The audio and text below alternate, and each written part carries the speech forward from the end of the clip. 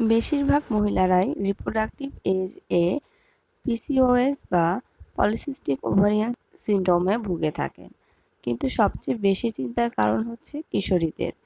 আজকাল যেমন খুবই অল্প বয়সে পিরিয়ড শুরু হচ্ছে, তেমনি বয়ঃসন্ধিকালে ভুগছে পিসিওএস এর সমস্যায়। পিসিওএস থাকলে অনিয়মিত পিরিয়ডের সময় তলপেটে ভীষণ যন্ত্রণা, ওজন বেড়ে যাওয়া, ব্রণ হওয়া, শরীরের বিভিন্ন স্থানে লোম হওয়া এবং কোনো কোনো ক্ষেত্রে চুল পড়ে যাওয়া এমন নানান ধরনের সমস্যা দেখা দিচ্ছে। এছাড়াও পিসিওএস এই সমস্যা থেকে হাই কোলেস্টেরল, উচ্চ রক্তচাপ, ডায়াবেটিস এর মতো একাধিক অসুখের ঝুঁকি বেড়ে যাচ্ছে।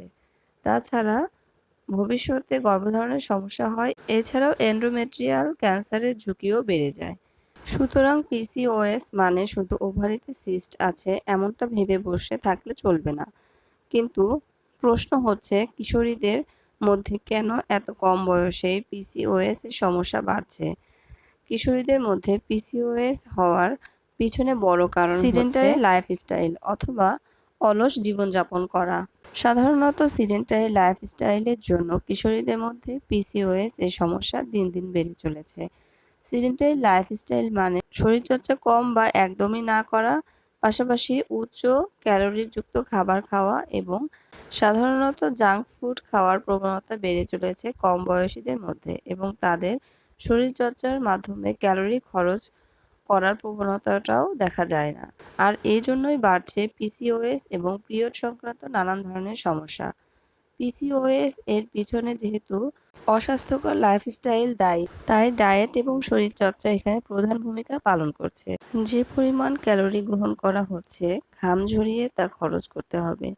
রোজ এক্সারসাইজ করতে হবে এবং পাশাপাশি খাবার দাবার নিয়েও সচেতন থাকতে হবে। পিসিওএস থাকলে কী ধরনের খাবার খাওয়া যাবে এবং কী ধরনের খাবার খাওয়া এড়িয়ে চলতে হবে, চলুন প্রথমেই জেনে নেওয়া যাক পিসিওএস এ ভুগলে কী ধরনের খাবার খাওয়া যাবে।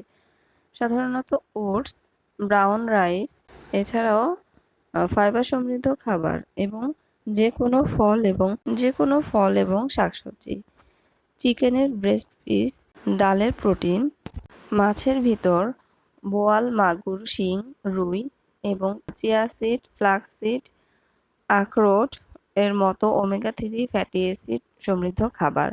পিসিওএস এর সমস্যায় ভুগলে এড়িয়ে চলতে হবে যে খাবারগুলো: সাধারণত রেডি টু ইট অথবা প্রক্রিয়াজাত এবং প্যাকেটজাত খাবার, ময়দা এবং ময়দা জাতীয় খাবার, চিনিযুক্ত যে কোনো ধরনের খাবার, ডুবো তেলে ভাজা খাবার অর্থাৎ জাঙ্ক ফুড জাতীয় খাবার এবং সয়াবিন সল্টেড খাবার, পপকর্ন এর মতো নোনতা খাবার, এছাড়াও কোল্ড ড্রিঙ্কস বা energy drinks, coffee, full fat milk, cheese, mayonnaise, red meat, কলিজা এবং ডিমের কুসুম, এই খাবারগুলো এড়িয়ে চলা উচিত।